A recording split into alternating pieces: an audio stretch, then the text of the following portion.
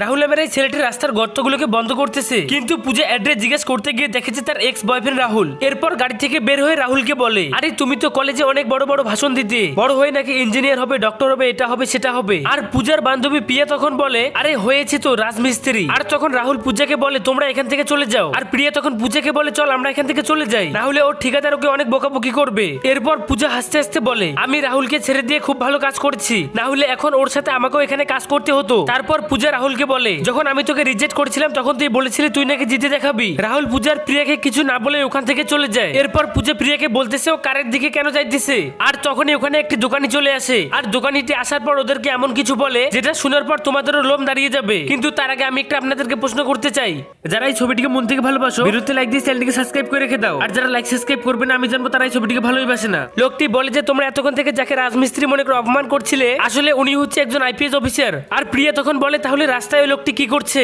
আসলে কিছুদিন আগে রোড অ্যাক্সিডেন্টে রাহুলের বাবা মা মারা যায়, কিন্তু তাদের মৃত্যুর একমাত্র কারণ হচ্ছে রাস্তার গর্ত। আর তাই রাহুল যেখানে রাস্তায় গর্ত দেখে সেখানেই ঠিক করে দেয়। আর প্রিয়া তখন পূজাকে বলে, আমরা এত বড় একটা লোককে এত কিছু বললাম তবুও চুপচাপ শুনলো। আর পূজা তার ভুল বুঝতে পারে। তোমরা যদি মূর্খ না হয়ে থাকো তাহলে কমেন্টে অবশ্যই তোমাদের নামটা লিখে যাবে।